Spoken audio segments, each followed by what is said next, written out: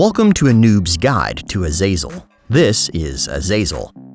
This is also Azazel, and so is this, and technically this is too, but in Wrahammer, he's the crown prince of damnation and a demonic champion of Slaanesh that's so smooth he could tempt a turtle out of its shell. Azazel is a legendary lord in the Champions of Chaos DLC for Total War Warhammer 3, and in this video we'll go over his lore, how that translates to gameplay, and cover his intended playstyle. No one is sure when Azazel abandoned his humanity and pledged his mortal soul to Slaanesh, but the writer of the Heldenhammer novel is even less so, as he mucked up the only backstory Azazel actually has. Originally, before Azazel was the captain of the Ecstatic Legion, he was rumored to be a human chief of the Geryon tribe, one of the 12 tribes united by Sigmar way back in the way back to create the Empire. Yes, that Sigmar. This whole story is happening 2,000 years into Warhammer's past. You can tell it's history because everyone's wearing furs and plaid and you're not at Glastonbury. Azazel's backstory was changed in a later novel to being one of Sigmar's sworn sword brothers. Also, his name was Geryon now, a name that no one has ever soiled themselves to the sound of in history. But Garys are exactly the sort of people who become champions of Slaanesh. When he and his twin brother were born, a seer predicted that one of them would know the greatest pleasure and pain a human could experience. Atomic hot wings hadn't been invented yet, so his options were limited to betraying Sigmar or hummers from a blowfish. The twin brothers were the younger siblings of a girl Sigmar wanted to bone, and just so happened to earn a place in his honor guard around the same time she started pitching his tent every night. The brothers were fine enough warriors, and Sigmar drowned them with praise, but Geryon couldn't help but think his verbal showers were a bit golden, as they found themselves second fiddle to an unwashed barbarian for the second backstory in a row. Their talents were underutilized, and he was pretty sure Sigmar was a shaved gorilla someone had switched at birth. After Sigmar ordered his brother to distract a horde of murderous orcs by using his body as a punching bag, Gary was downright convinced of the dangers of nepotism and inherited kingships. Unfortunately, that knowledge came too late to save his twin. Gary swore revenge on Sigmar, Klingon style, slowly gathering Sigmar's confidence to become his most trusted warrior, advisor, and ally, so that years later, when he shanked Sigmar with a poisoned blade, Sigmar had no idea why it was even happening. Gary's sister tried to stop him, and she got stabbed too, because like Pringles, once Slaanesh pops, you just can't stop. Sigmar fell into a river and Gary left him to his assumed death, not bothering to stop and check the body or follow up afterwards in textbook evil guy fashion. Now a fugitive, Gary wandered the forests until he came across the remnants of a tribe of super fun chaos worshippers. They had foreseen the coming of a great champion of chaos, and Gary fit the bill, so they powdered his balls and bonded over their shared hatred of Sigmar, before suggesting a name change to better fulfill the prophecy, because I mean, seriously?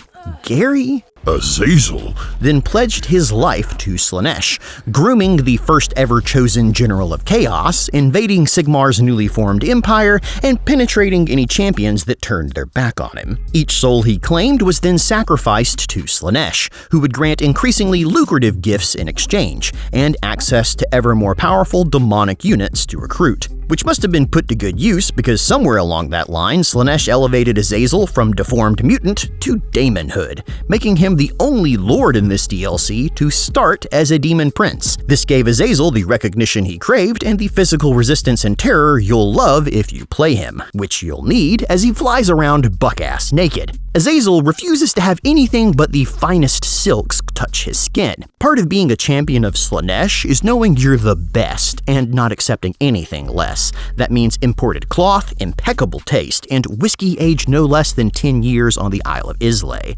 Azazel is second only to Slaanesh in his beauty and animal magnetism. His wings are the purest white, he lacquers his horns midnight black, and his sculpted body is what Renaissance artists woke up to in a pant with wet sheets. All who know of Azazel dread to face him in battle, as losing means not only the death of the body, but the horrific certainty of their soul's eternal service to Slaanesh. Because Azazel is the kind of guy that will convince you a shake weight is the cornerstone of any workout. Overzealous Templars of Ulrich once vowed to take Azazel down, but before they could even land a blow, he leaned forward and whispered in their ears with his best Prince of Darkness voice. The dreams of youth are the regrets of maturity. The gibbering simps never stood a chance. A Bretonnian knight even once sought to kill Azazel for his Grail quest, but after a polite cough when he stepped on the demon's finest drug, the knight dropped to his knees at Azazel's feet and waited for his head to be cut off, completely sure that this was the only acceptable apology. Because when your tails can talk people out of paradise, imagine what the whole package can accomplish. His affinity for mind-fucking mortals gives him a huge diplomatic bonus with order factions and allows him to seduce their units for cheaper before a battle. As a solid sergeant of Slaanesh, Azazel can use the Seductive influence system, which, besides being a sibilant nightmare, means that anyone he comes into contact with will slowly be corrupted by his presence, becoming increasingly infatuated with him until they're standing outside his house blaring a boombox at 2 a.m. It also means you can coerce them into vassalizing easier and seduce more of their units before battle. You may notice that there's a lack of the usual sex, drugs, and rock and roll that are often found in a Slaaneshi Cinderella story. For Azazel, the joy is in the pursuit, the temptation, and the denial. Proper seduction should be like a dictionary, teasing you with aardvark and edging you on until the blissful release of Zyziva. Because Azazel is the very butcher of a silk button. When he's done, you won't remember why you sent money to Nigerian princes, or agreeing to video game insurance, or why that donkey's name is Lloyd. Slaanesh just magnified that, offering him a forked tongue that's quicker than greased lightning, then doubling down with a two-headed snake tail so no one could catch him with his pants down. Which is a very real threat, because again, he's not wearing pants. The kiss of his twin serpent tail is even in-game as a skill that constantly damages any enemies within 10 meters as they stand around getting snake bit, making him nearly impossible to backdoor on the battlefield. Thanks to Azazel discovering and grooming the first ever Chosen, the Creative Assembly sees him as something of a demonic talent scout, Simon Cowell in a designer tunic, so heroes in his army get extra experience and can be dedicated to Slaanesh for less souls, as Azazel really is the Swiss Army knife of Slaanesh, capable of inflicting hellish casualties both near and far. In melee, he has the Temptator ability, which temporarily increases his damage resistance and reflects damage back at his attackers. This helps to offset his low armor, because the game assumes you'll be flying around, skeeting out spells from the lore of Slaanesh, and then swooping in to fight during cooldowns, dishing out heavy damage before prancing away again on your angelic wings. The bulk of your fighting will actually be done with your new Slaanesh units that come with the DLC, because if there's a Warriors of Chaos unit, there's a Slaaneshi version of it, typically with a whip and assless chaps, because, you know, Slaanesh.